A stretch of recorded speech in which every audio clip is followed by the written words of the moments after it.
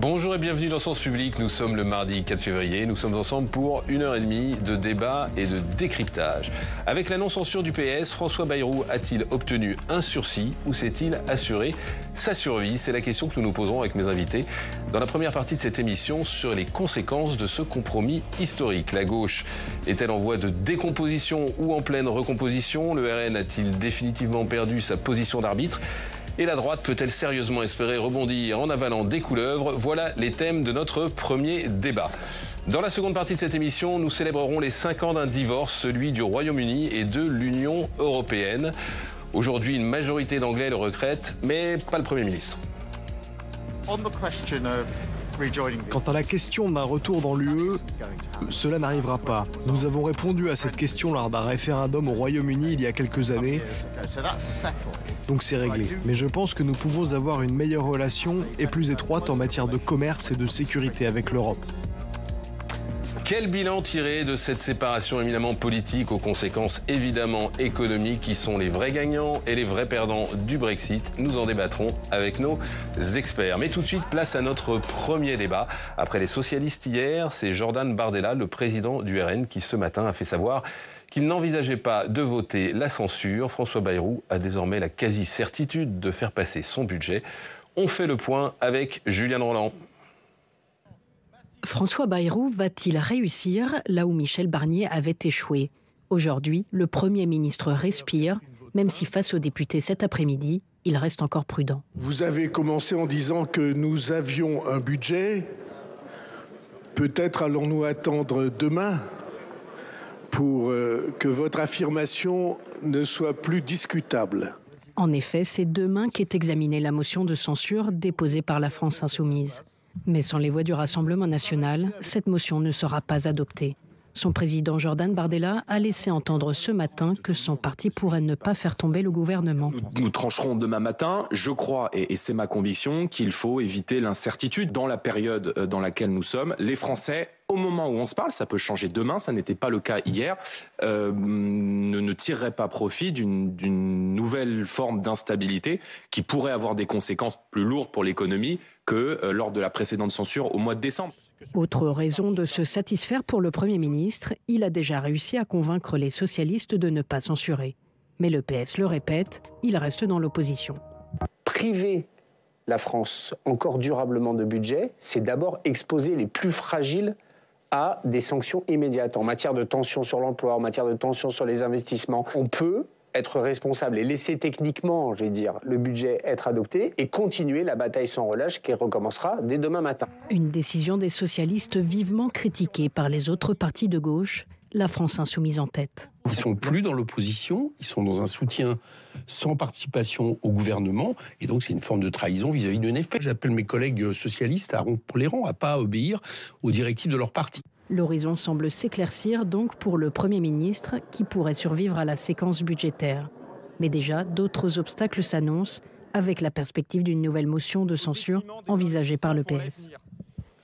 Bayrou, sursis ou survie, et puis quelles conséquences? On va essayer de faire le point parti par parti ou bloc par bloc, comme on dit aujourd'hui. Et donc, justement, faire le point avec mes invités. Bonsoir Frédéric Savicki. Bonsoir. Vous êtes professeur de sciences politiques à l'université Paris 1 Panthéon-Sorbonne. Vous êtes chercheur au Centre européen de sociologie et de sciences politiques. Et vous êtes l'auteur avec Igor Martinache de La fin des partis, justement, paru aux Presses universitaires de France en 2020. Bonsoir aussi à Lisa Thomas-Darbois. Bonsoir. Vous êtes directrice des études France à l'Institut Montaigne. J'accueille aussi Rachel Gara-Valcarcel, journaliste politique au Monde. Et puis, bien sûr, Sophie de Ravinel, notre éditorialiste politique. Bonsoir, Mathieu. Je voudrais commencer ce débat avec cette petite phrase d'Emmanuel Macron prononcée en marge d'une visite aujourd'hui à l'Institut Gustave Roussy. Il y a un débat budgétaire, dit le président. Le gouvernement et le Parlement sont en train d'arriver à son terme et je m'en félicite, ajoute-t-il. Le pays a besoin de stabilité. Il ne faut pas qu'on revienne en arrière. Frédéric Savicki, est-ce que cette stabilité peut durer et éventuellement jusqu'à 2027 ?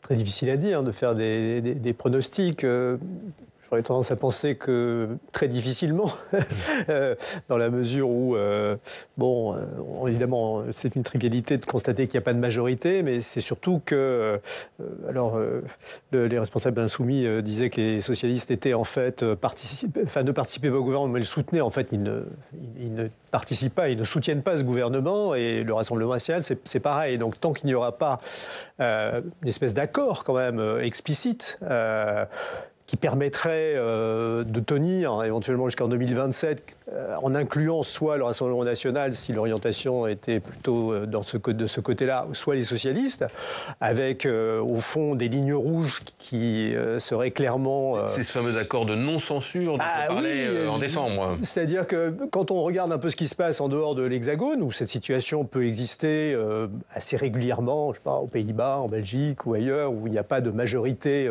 claire entre des partis, il y a au moins, on pourrait dire, une forme d'explicitation, d'accord, on pourrait dire de cessez-le-feu. Hein, un gentleman agreement. De gentleman agreement, si on veut parler français, voilà.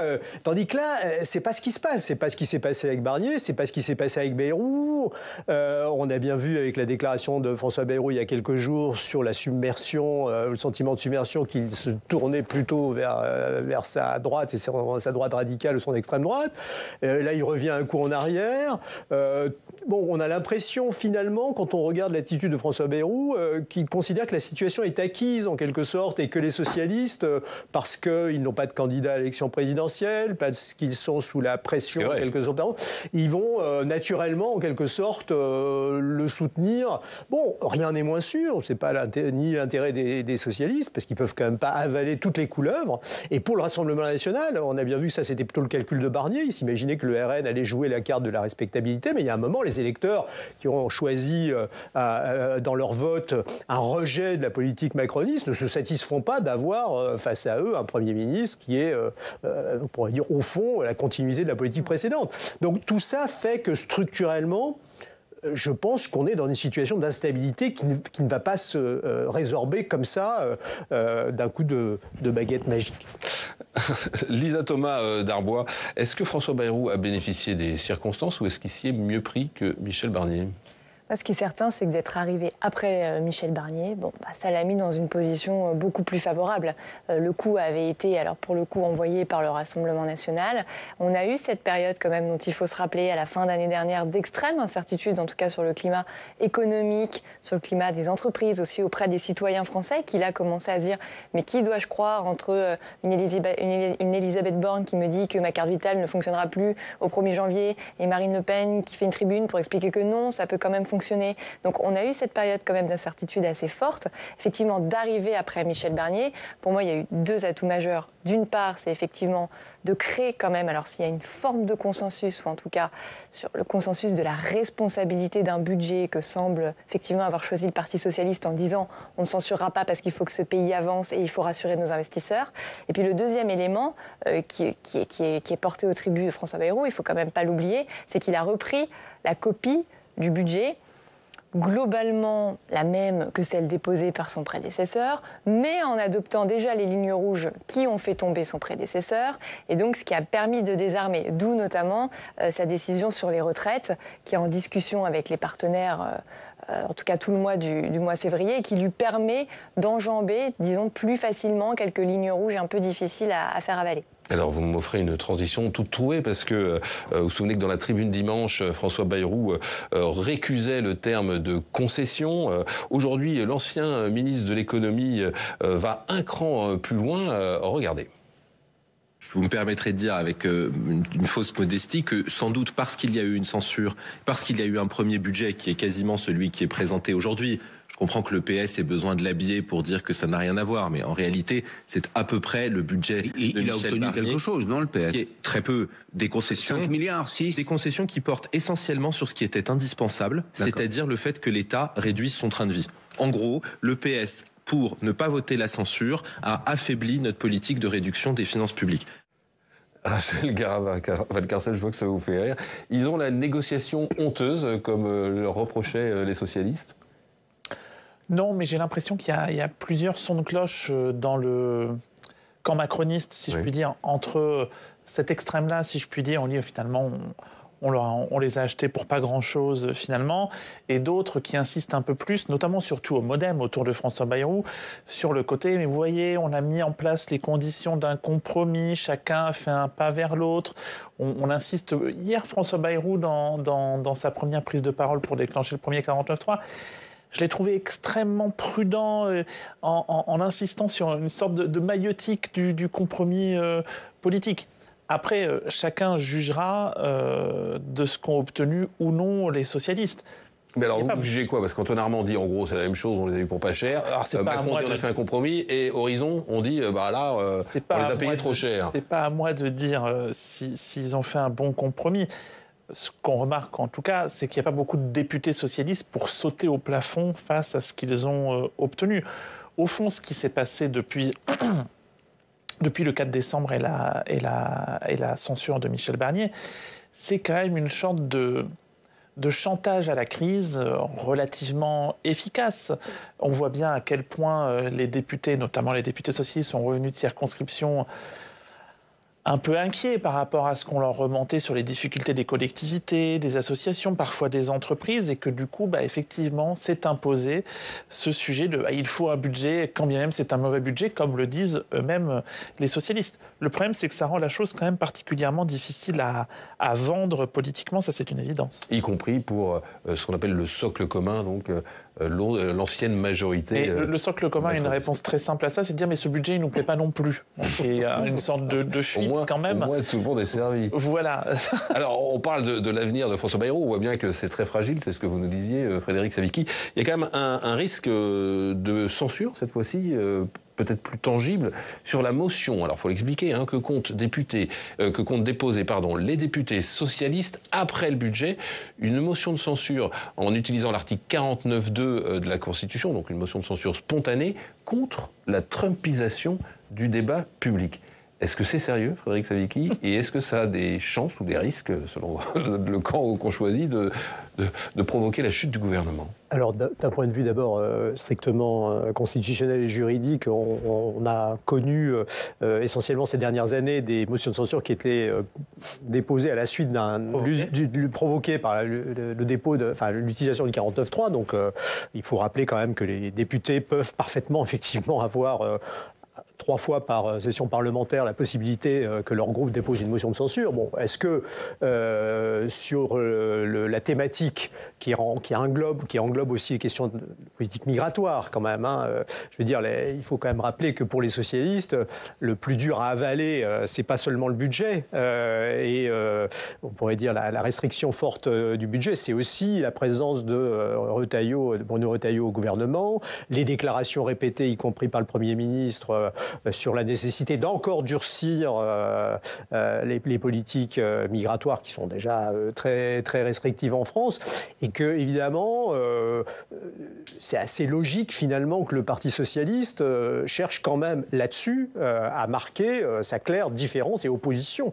Donc, vous pensez que les Français vont comprendre quelque chose? Alors ça, je pense que, de toute façon, les Français vont comprendre, les Français comprennent, comme d'ailleurs les politiques, qu'on est dans une situation, depuis la dissolution, de blocage des institutions. Donc, est-ce qu'ils vont en imputer davantage la responsabilité aux socialistes qu'à d'autres partis? Ça, c'est à voir. Mais bon...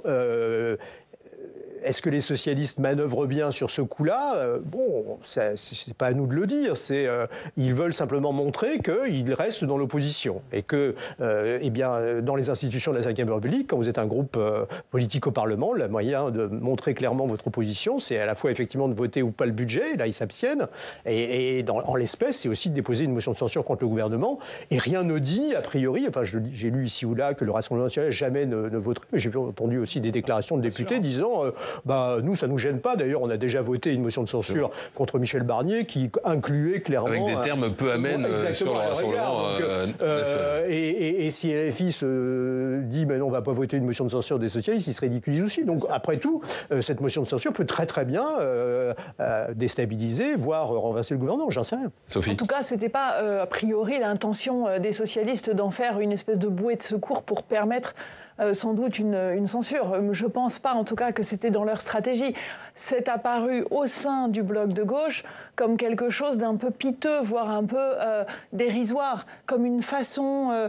on imagine peut-être François Hollande se dire « Bon, allez, on va toujours donner un os à ronger à ceux qui nous disent qu'il faut... » Ça s'appelait l'art de la synthèse. Absolument, à la bonne époque, à la grande époque. Et du coup, c'était quand les socialistes avaient un peu plus de pouvoir que cela. Et donc, le fait est que ça apparaît un peu piteux et que, sauf effectivement un retournement étonnant, ça n'a pas de...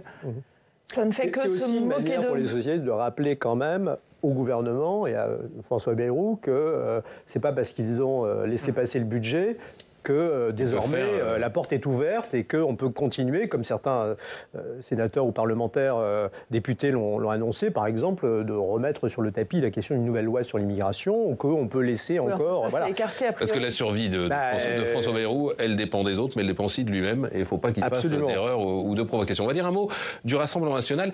Est-ce qu'en se tournant vers les socialistes, François Bayrou a fait perdre au Rassemblement national son rôle d'arbitre ? Je pense que là, on l'a bien dit, depuis la dissolution de juin dernier, il y a un petit jeu quand même des chaises musicales sur les rapports de force qui s'installent. On n'entend plus parler du Rassemblement national ces derniers jours. On voit bien que là, avec la prise de parole ce matin de Jordan Bardella, il y a une forme d'assise qui est prise de responsabilité face au budget.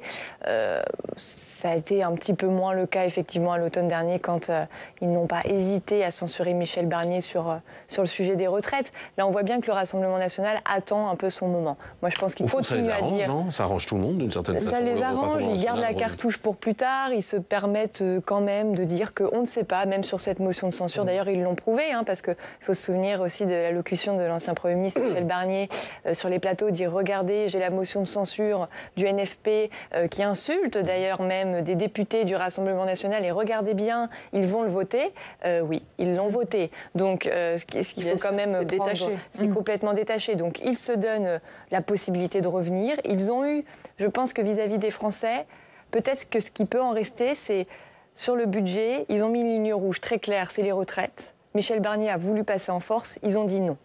Là, c'est vrai que les lignes rouges sont pas très claires en vérité sur le budget, c'est à peu près la copie conforme d'automne dernier. Donc on laisse le Parti socialiste éventuellement prendre la responsabilité et on reprendra la main quand il s'agira de parler un petit peu plus du fond des choses, de la symbolique, de l'immigration, des autres sujets régaliens, qui ont été traités. Régaliens, exactement. Rachel, deux questions. Pourquoi ce choix de ne pas voter la censure, selon vous, pour compléter ce que dit Lisa ? Et puis, est-ce que c'est bien Jordan Bardella qui décide ? Alors, j'ai pas de vraie réponse à ces deux questions, malheureusement. Ce qui est sûr, c'est que c'est pas le groupe qui décide. Ça, c'est clairement pas le Parti socialiste. C'est qui le patron ? C'est qui le patron ? C'est quand même Marine Le Pen. Voilà. Honnêtement, je ne sais pas quel est l'intérêt pour eux de ne pas voter la censure là, sachant qu'il n'y avait de toute façon pas de risque. Ils auraient pu la voter gratis. Ils auraient pu la voter gratis. Bon. Mais ce que je remarque quand même, c'est que depuis effectivement le début du mois de janvier, et même un peu depuis la censure, au fond, le RN joue quand même un peu plus les seconds rôles qu'avant. Souvenez-vous, sous le gouvernement Barnier, lors de la première motion de censure, juste après la déclaration de politique générale de Michel Barnier, tout le monde n'attendait qu'une chose, tout le monde n'a écouté qu'un seul discours, c'est le discours du RN qui devait justifier pourquoi il donnait un sursis à Michel Barnier. Il jouait clairement les premiers rôles. Dans la motion de censure d'il y a 2 semaines, quand Sébastien Chenu prend la parole à la tribune de l'Assemblée, on l'attend en fait beaucoup moins. On attendait à ce moment-là les socialistes. Donc de fait... Les projecteurs ont changé. Si les socialistes ont réussi une chose dans la séquence, et c'était d'ailleurs un de leurs objectifs, c'est non seulement d'exister, mais d'enlever une partie du pouvoir du RN. Une partie seulement. Parce que ce que disent aussi les députés socialistes, en tout cas dans l'entourage de Boris Vallaud, c'est ce qu'on dit, c'est que le Parti socialiste il a besoin assez vite de retrouver un pouvoir de censure, malgré tout, ne serait-ce que dans un rapport de force. Sauf qu'il y a 2 groupes qui ont la clé de la censure et il faut absolument que les 2 enclenchent leur clé en même temps, c'est le RN et c'est le PS. Alors on va parler de la gauche, on a commencé à en parler et c'est vrai qu'on en parle beaucoup parce qu'ils sont devenus un peu centraux. C'est une résurrection inattendue. Alors ils se déclarent très responsables aujourd'hui, ça veut peut-être dire qu'ils étaient un peu irresponsables hier. Cette décision des socialistes de ne pas censurer un gouvernement alors qu'ils sont dans l'opposition, est-ce que c'est un tournant historique pour vous, Frédéric Savicki, dans l'histoire du PS ? D'abord, c'est un tournant historique, je dirais, dans l'histoire de la Ve République. C'est-à-dire que ce soit le PS ou pas le PS, d'une certaine façon, le RN avait été confronté à la même situation. C'est-à-dire qu'est-ce qu'on fait alors qu'on est ouvertement dans l'opposition, dans une situation où un gouvernement n'a pas de majorité et risque de tomber avec toutes les conséquences que ça a derrière sur d'éventuelles nouvelles élections. Et là, avec en plus cet élément de dramatisation, il n'y a pas de budget. Donc, bon, voilà. Donc, alors, les socialistes, ils se démarquent je veux dire, traditionnellement de LFI en mettant en avant justement le fait qu'ils sont responsables, qu'ils ont une expérience gouvernementale, qu'ils gèrent des collectivités. Et donc, oui, c'était des paroles jusqu'à présent. Oui, c'était des paroles, mais là, ils sont, j'allais dire, parfaitement dans leur rôle, d'une certaine façon, dans leur tradition, en tout cas celle qui s'est forgée depuis 1981, d'être le pôle de référence, ceux qui ont gouverné le pays. Et donc, face à ça, je pense qu'ils sont assez en continuité. D'ailleurs, c'est pas pour rien que des gens comme Lionel Jospin, qui est la dernière grande figure, puisque François Hollande a une position un peu... Il est jugé parti, donc il ne pouvait pas... c'est institué en quelque sorte comme le guide moral dans cette affaire, en disant, bah oui, si vous êtes responsable, il faut voter. Ça ne veut pas dire qu'on devient un parti soutenant le gouvernement, mais là, il faut prendre ses responsabilités. Ils l'ont fait. Bon, est-ce que ça leur sera nuisible ou pas? Je n'en sais rien. Je ne pense pas que ce que je disais tout à l'heure, c'est que les socialistes restent dans l'opposition, donc vont continuer à se démarquer et à critiquer. Je ne suis pas sûr que ça leur nuise nécessairement électoralement.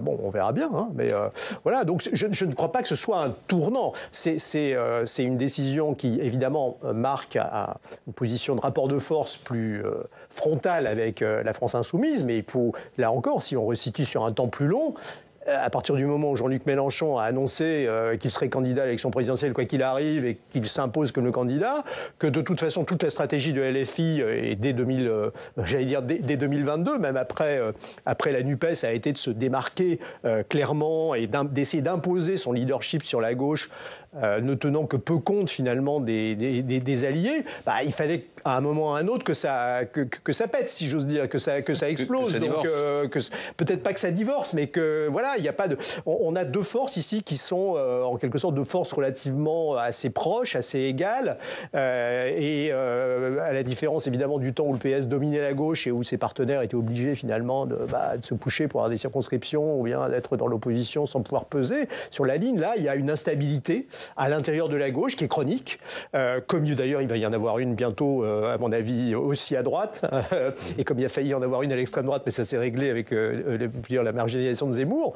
Mais l'élection législative qui vient d'avoir lieu à Boulogne montre bien que entre LR et le camp Renaissance, le rapport de force peut aussi évoluer. Donc voilà, on revient finalement à une situation de tension qui, à mon avis, ne signifie pas nullement, j'allais dire, un divorce définitif. On l'a vu d'ailleurs déjà en 2024 à la suite de l'élection, la dissolution. Voilà, le nouveau Front populaire s'est reconstitué après que tout le monde attendait finalement un divorce durable. Bon, voilà.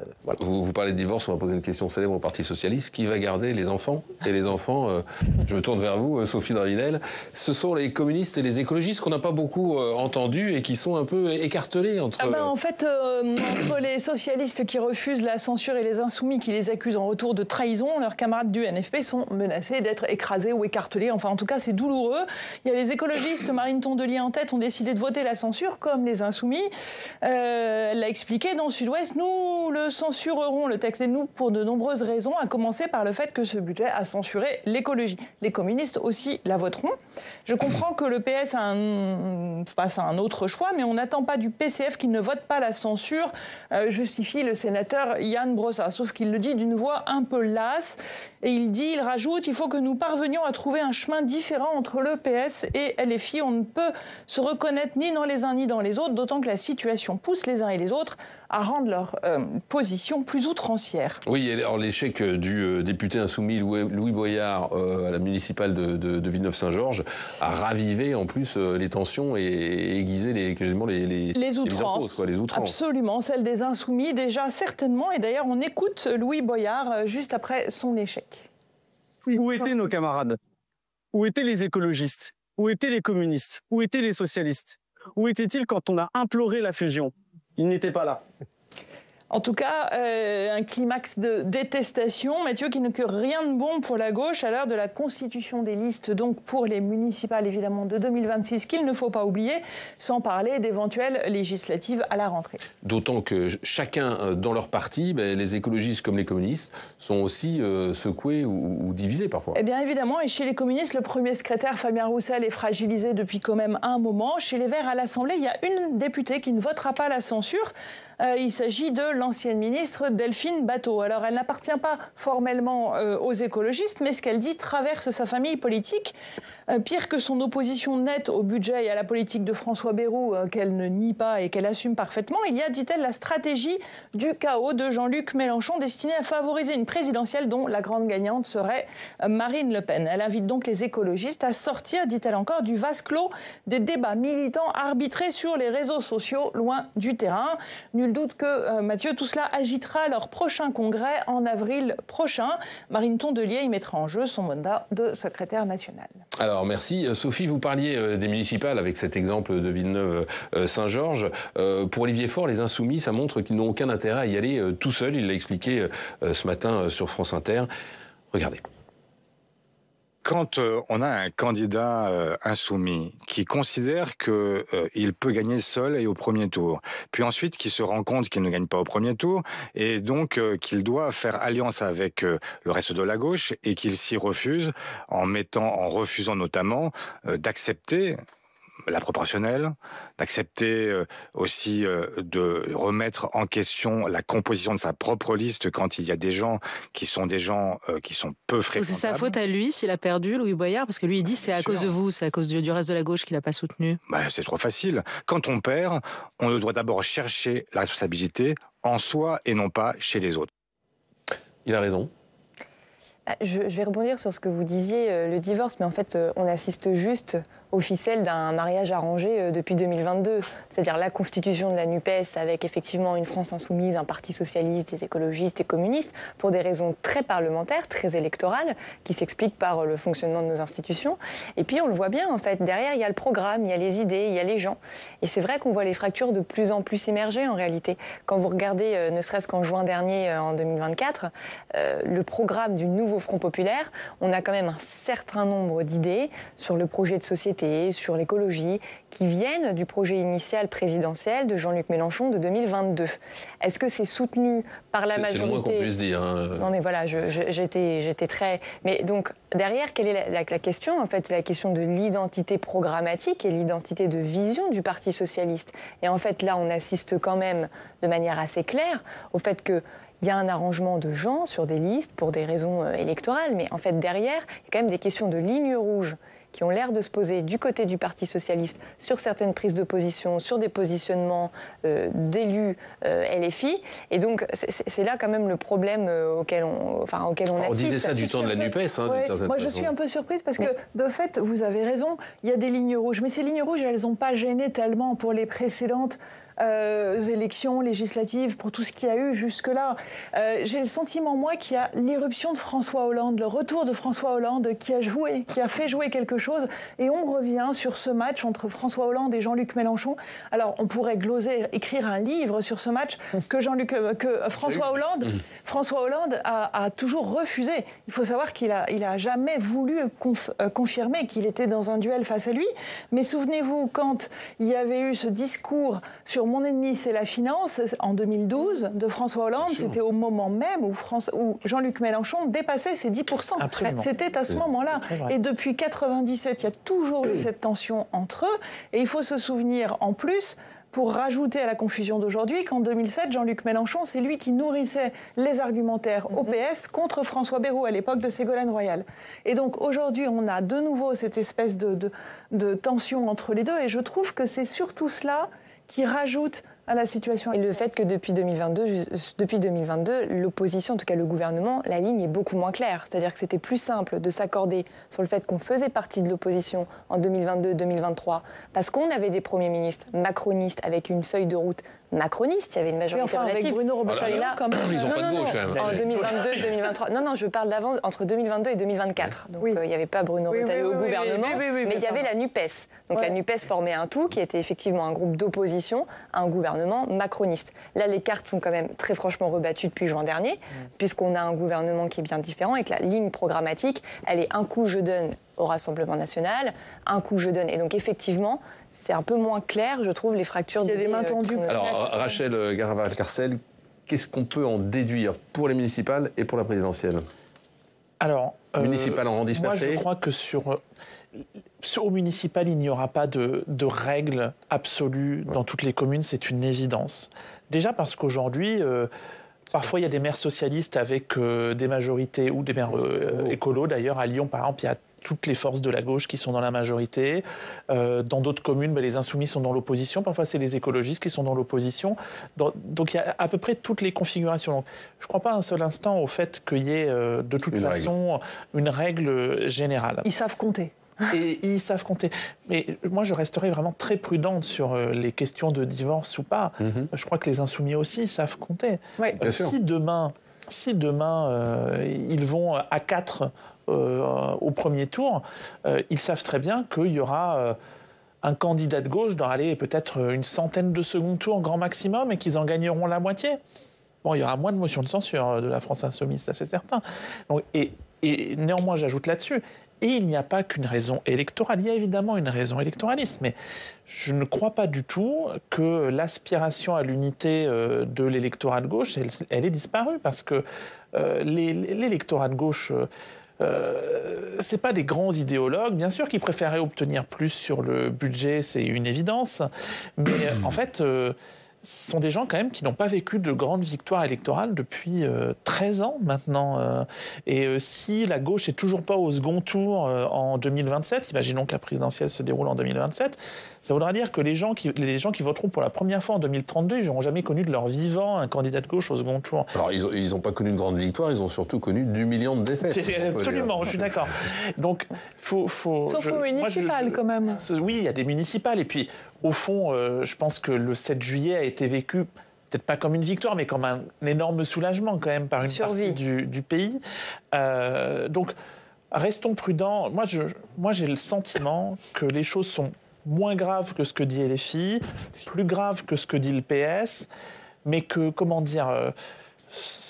j'ai l'impression, on n'est pas après le 7 octobre là. J'ai le sentiment, peut-être que les événements me donneront tort, que la situation n'est pas aussi grave qu'il y a quelque temps à gauche. Au fond, aujourd'hui, moi, il y a un truc qui me frappe, c'est que par rapport à il y a un an, où là, la NUPES était désunie, on était avant la dissolution, au fond, dans l'esprit de beaucoup de responsables de gauche, c'est une évidence que s'il y a une dissolution, il y aura union. En revanche, la victoire, elle est beaucoup, beaucoup moins certaine. Allez, on va dire un mot de la droite aussi désormais, parce que eux, la droite LR en tout cas, a remporté la mairie de Villeneuve-Saint-Georges avec sa candidate Christiane Niasse. Ils sont arrivés en tête, les LR, au premier tour d'une législative partielle dans les Hauts-de-Seine, on en parlait tout à l'heure. De quoi leur redonner d'une certaine façon le sourire après l'échec de Michel Barnier. Est-ce qu'il y a une envie de LR ou est-ce qu'il y a juste un contexte qui profite à LR ? Je pense qu'il y a évidemment un contexte. Là, ce qui est très intéressant, moi, je trouve, du côté des Républicains, c'est que tout a l'air de s'être passé très vite, mais il faut quand même rappeler qu'effectivement, on a Michel Barnier qui est nommé Premier ministre à la suite de la dissolution des élections législatives anticipées. Les LR avaient gagné, enfin, il faut se remettre quand même dans le contexte. En septembre, les LR gouvernaient a priori la France, en tout cas, étaient en position de le faire, avec 47 députés. Ils avaient un Premier ministre issu de leur rang, ils avaient a priori une première composition gouvernementale issue de leur rang. On a un Laurent Wauquiez qui, à l'époque, montre à quel point il peut effectivement bien diriger son groupe parlementaire. Il a des projets d'ailleurs législatifs très importants qui sont des déclinaisons de son programme lors de juin dernier. Et puis, je pense que la photo l'illustre bien.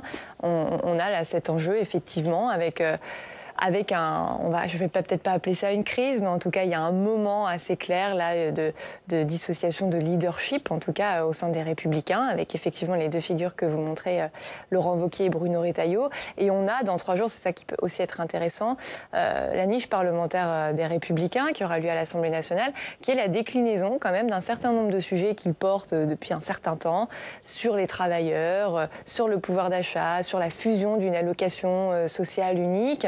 Laurent Wauquiez, je pense, tient beaucoup aussi à cette niche et aux propositions qui sont portées, mais on va avoir un enjeu de taille, effectivement, qui en réalité dirige, en tout cas vers qui le leadership va véritablement se porter sur la durée. Eh bien justement, on va en parler avec Audrey Vuettaz, que j'accueille. Bonsoir Audrey. Alors, pas de censure, pas de gouvernement qui tombe, ça veut dire que Bruno Retailleau reste ministre de l'Intérieur. Qu'est-ce que ça peut avoir comme conséquence pour les Républicains ?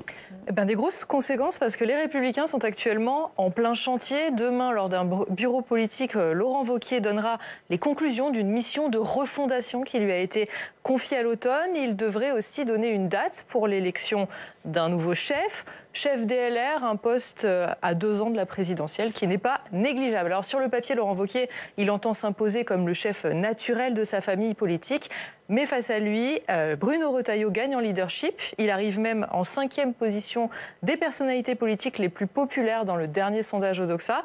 Laurent Wauquiez, lui, il est 21e. En tout cas, au Sénat, où Bruno Retailleau a été président du groupe LR pendant de nombreuses années, le match Retailleau-Wauquiez est déjà plié. Écoutez. Sans discussion, c'est Bruno Retailleau, parce que ça a été pour moi mon président de groupe. Je n'ai pas toujours la même sensibilité que lui, mais je trouve qu'il a fait une bonne synthèse, qu'actuellement il incarne bien nos valeurs. Bruno Retailleau, je le connais depuis quelques années passées ici. J'ai vraiment apprécié la manière dont il manageait le groupe au Sénat, où les différentes sensibilités qui composent la droite pouvaient s'exprimer. Oui, il y a une affection très particulière, et puis moi-même j'ai beaucoup d'affection pour Bruno. Il est vrai que le Sénat est très, très enclin à la candidature de Bruno Retailleau, c'est vrai. Alors on a fait un peu de politique fiction parce que pour l'instant Bruno Retailleau il n'a pas fait part d'éventuelles ambitions pour briguer la présidence LR, même si certains de ses proches l'y incitent. D'autres, en tout cas, sont un peu plus frileux. Ils ont un peu peur de revivre la guerre intestine dont la droite a le secret. On se souvient du match Jean-François Copé, François Fillon, et puis un petit peu avant, Édouard Balladur et Jacques Chirac. Écoutez. Mais non, l'important c'est le collectif et le projet. Écoutez, on ne manque pas de talent. Avant de savoir pour qui on vote, on attend de voir s'il y a des candidatures. C'est pas le plus urgent. LR se porte bien, LR remonte. Et c'est grâce au fait qu'on a des très bons ministres au gouvernement. Et aussi que le parti maintenant doit se refonder. Donc les deux doivent jouer un rôle. Alors, les deux doivent jouer un rôle. Est-ce que c'est pour ça que Laurent Wauquiez et Bruno Retailleau ont rendez-vous ce soir pour déjeuner? Ils parleront sûrement du leadership chez les LR. Merci Audrey. Frédéric Savicki, Audrey parlait de la guerre des chefs, qui est un classique à droite.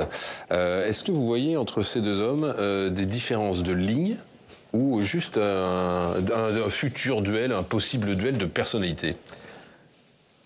Je ne vois pas de différence de ligne, je vois des différences éventuellement d'implantation. Voilà, c'est-à-dire que là, on l'a vu, Bruno Retailleau, qui est élu de la Vendée, de l'Ouest, peut s'appuyer aussi sur des soutiens au Sénat. Je crois que Laurent Wauquiez, en tant que président de région Rhône-Alpes-Auvergne, a des soutiens, j'allais dire, peut-être plus important chez les militants.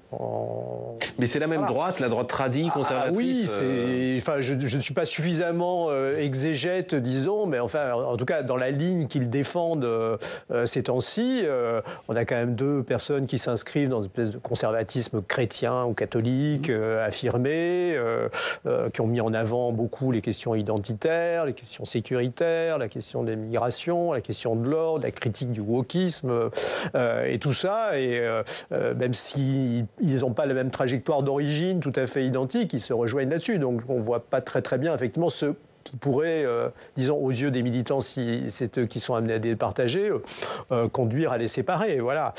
J'ajouterais juste quand même un élément, c'est que là, on se focalise sur LR, mais la droite aujourd'hui, ou le centre-droit, c'est beaucoup plus que seulement LR. Et donc, si on ajoute à ça Édouard Philippe, peut-être le maire de Tourcoing et ministre de la Justice, Gérald Darmanin et François Bayrou lui-même.